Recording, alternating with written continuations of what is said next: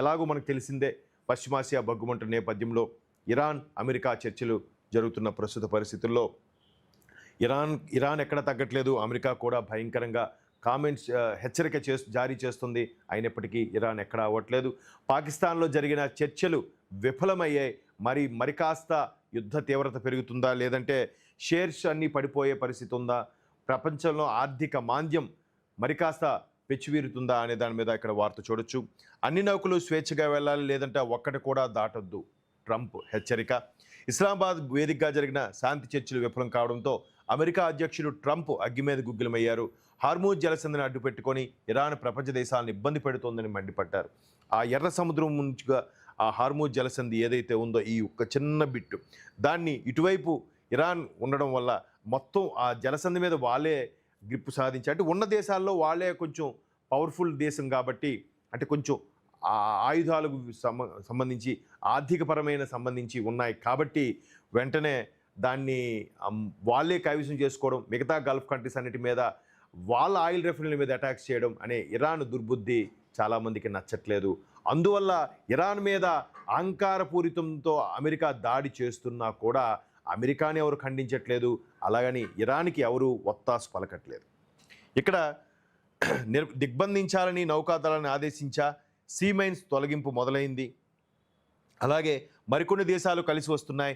రాకపోకలకు మేమే అనుమతిస్తాం, ఇరాన్ను అక్రమ దోపిడీకి పాల్పడనివ్వం, టోల్ ఫీజు కట్టే నౌకల్ని తనిఖీ చేస్తాం, అణు కార్యక్రమంపై ఇరాన్ తీరుతోనే చర్చల్లో ప్రతిష్టంభన, భారీ దాడికి సిద్ధం, సరైన సమయంలో మిగిలిన పని పూర్తి చేస్తాం, అలాగే హార్మూజ్లోకి వస్తే సుడిగుండంలో చిక్కినట్టే అని ఐఆర్జీసీ అంటే ఇస్లామిక్ రెవల్యూషనరీ ఏదైతే గాడ్ ఉందో ఐఆర్జీసీ ఇరాన్కి సంబంధించి హార్మూజ్లోకి వస్తే సుడిగుండంలో చిక్కినట్టే, మీరు ఇంకా బయటికి పోరు,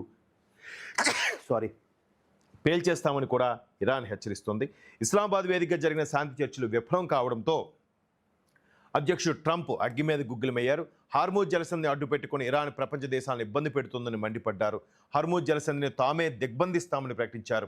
ఇరాన్కు చమురు ఆదాయం రాకుండా హార్మూజ్లో టోల్ వసూలు చేయకుండా అడ్డుకుంటామని స్పష్టం చేశారు. అంటే ఇది ఈ పేటరేగిపోతున్నారు అక్కడ, అంటే ఉపాధ్యక్షులు ఎవరైతే ఉన్నారో ఆయన వచ్చాడు చర్చలకి, అలాగే అక్కడి నుంచి కూడా ఐఆర్జీసీ నుంచి ఒక వ్యక్తి, అలాగే ఇరాన్కి సంబంధించిన ఖమేనీ టీంలోంచి ఒక మెంబరు వచ్చారు.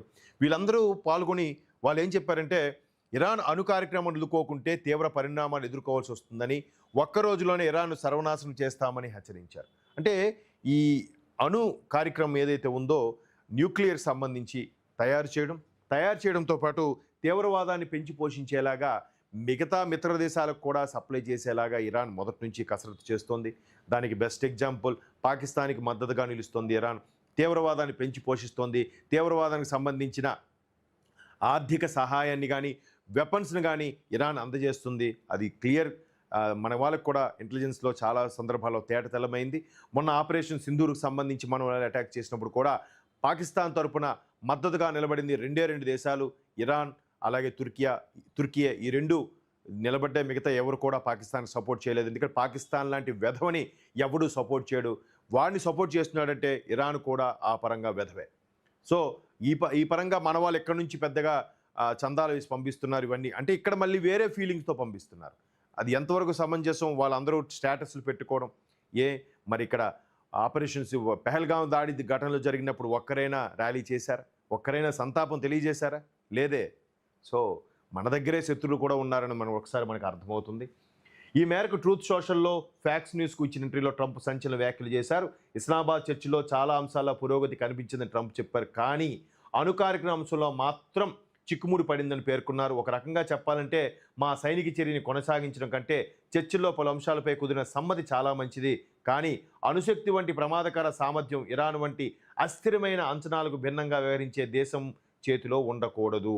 ఎందుకంటే వాడు తీవ్రవాదాన్ని పెంచి పోషిస్తున్నాడు కాబట్టి ఈ విధంగా అణ్వాయుధ దేశంగా దాన్ని మారనివ్వం అంటున్నారు. కానీ అమెరికా బయటికి అణ్వాయుధ దేశం సంబంధించే యుద్ధం ప్రారంభించామని చెప్పినప్పటికీ వాడికి హార్మూజ్ మీద ఆ జలసంధి మీద గ్రిప్ కావడం, అలాగే ఏదైతే మన దేశం ముందు చూపుతో రష్యా లాంటి దేశాలతో ఒప్పందం కూర్చుకొని చమురు తీసుకొస్తుందో అలాంటి వాటి మీద చిక్కు పెట్టడానికి పూర్తి స్థాయిలో చమురు వాడి దగ్గరే ఉందని చెప్పుకోవడానికి ప్రపంచ దేశాల మీద ఆధిపత్యానికే అమెరికా యుద్ధం చేస్తుంది. ఇరాన్ కూడా ఎక్కడా తగ్గట్లేదు, మేము ఆల్రెడీ నాశనం అయిపోయాం, ఎదుటివాడిని కూడా నాశనం చేసేస్తామనే ధోరణిలో ఇరాన్ వెళ్తుంది.